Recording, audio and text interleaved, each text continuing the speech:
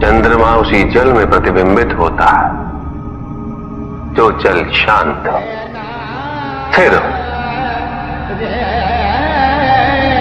यही तो समस्या होती है मन की। मन कभी भी शांत नहीं हो पाता है। जहां शांति नहीं वहां कुछ भी नहीं रुकता। समुद्र की लहरों की भांति विचारों का उपद्रव मन को निरंतर स्थिर रखता। कुछ भी सुनने और समझने के लिए मन का मौन रहना आवश्यक है, किंतु मन मौन रहना नहीं जानता। वो तो निरंतर कुछ ना कुछ कहता रहता, प्रतिपल शब्दों का आक्रमण चलता रहता है मन पर। और यही आक्रमण है जिसके कारण व्यक्ति कभी भी शब्दों के परे नहीं जा पाता। जहां जीवन की सत्यता का बोध उसकी प्रतीक्षा कर रहा होता है।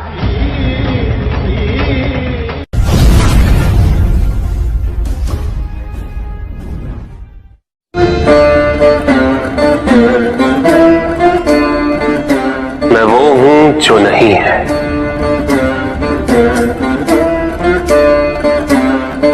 जो नहीं है वो मैं हूं।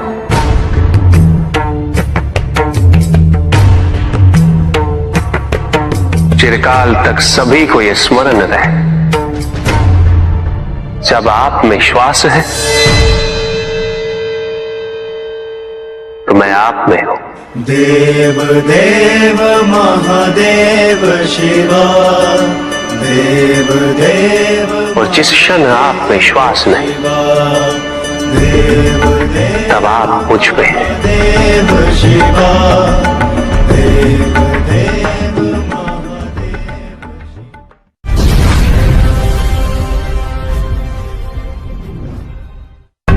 सत्य को जानने के लिए वन में जाना अनिवार्य नहीं है। अपने निजी, पारिवारिक और सामाजिक दायित्वों का परित्याग भी आवश्यक नहीं। सत्य तो सदैव हमारे साथ है, हमारे सामने है,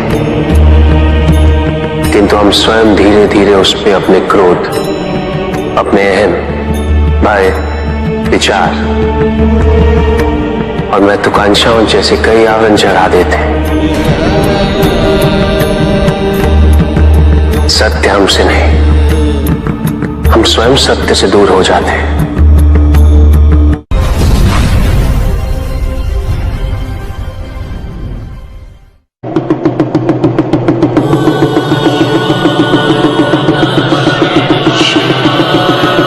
जहां न अमृत, न विष,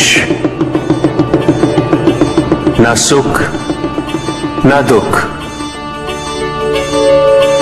न स्वर्ग, न नरक, वही परम आनंद है। उसी परम आनंद तक की यात्रा है तुम्हारी। ये यात्रा आनंद के सानिध्य की है, ये यात्रा सानिध्य के आनंद की है। और इस यात्रा में मैं प्रतिपल तुम्हारे साथ हूं। मुझे ढूंढो मत, केवल पहचानो, तुम ही मैं हूं, मैं ही तुम। हर आरंभ का मैं ही अंत हूं और हर अंत सदैव मेरा ही आरंभ होगा।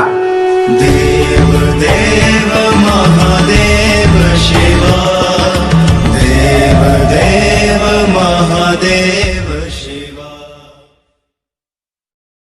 तुम्हारे साथ छल तुम्हारी अपनी इच्छाओं ने किया है, तुम्हारे हट ने किया है,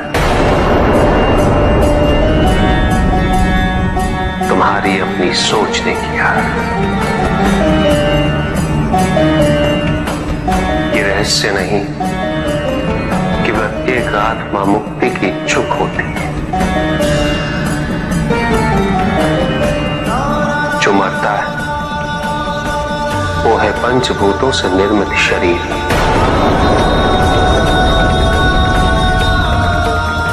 किंतु आत्मा तो अजर है, अमर है।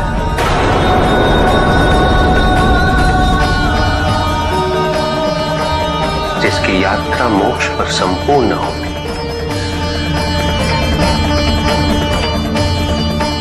जहां सांसारिक बंधनों से व्यक्ति मुक्त हो जाता है,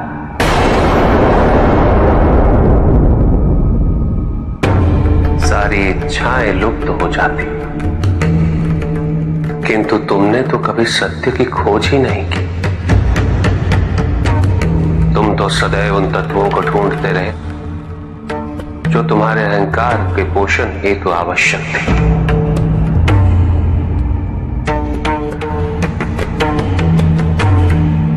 किंतु सत्य तो यही है कि ना कोई तुम्हारा है और ना तुम किसी के। जो है वो परमात्मा का है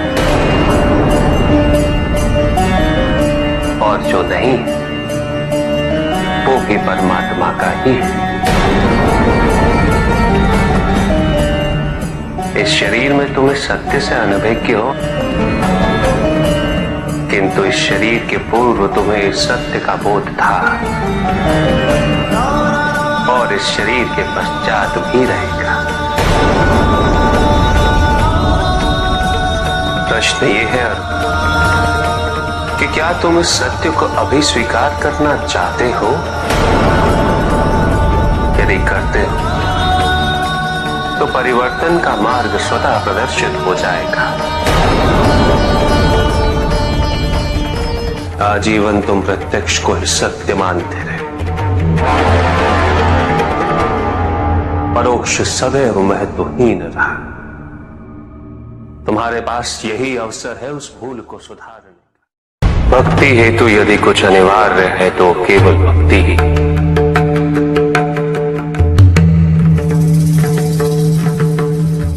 किंतु प्रश्न ये है कि क्या आपकी भक्ति संपूर्ण है? विश्वास और भ्रम के बीच की रेखा अत्यंत महीन होती है।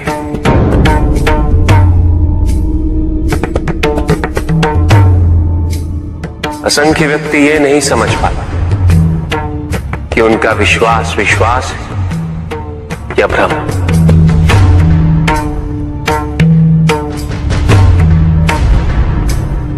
मुझ तक पहुंचने के लिए किसी और की आराधना अनिवार्य नहीं। मेरे सच्चे भक्त तो मुझे किसी भी रूप में पूज सकते, किसी भी रूप में प्राप्त कर सकते। ओम नमः शिवाय। पुरुष और प्रकृति एक है, वो कभी पृथक नहीं हो सकते। शक्ति शिव के बिना अधूरी है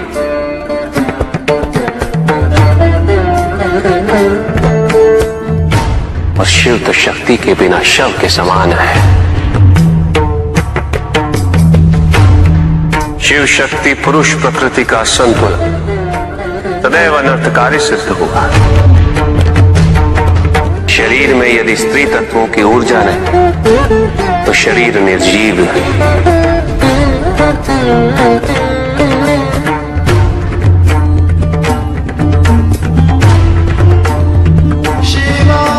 शक्ति और शिव के संपूर्ण रहस्यों को समझ लेना भक्ति, ज्ञान और तपस्या की पराकाष्ठा है।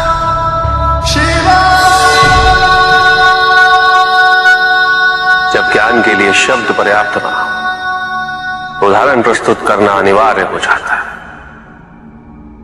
केवल आपके लिए ही नहीं, अपितु आपके माध्यम से समस्त संसार को शिव और शक्ति की संयुक्ता से पुनः अवगत कराना इस प्रसंग का उद्देश्य था, जो पूर्ण हुआ। महादेव महादेव।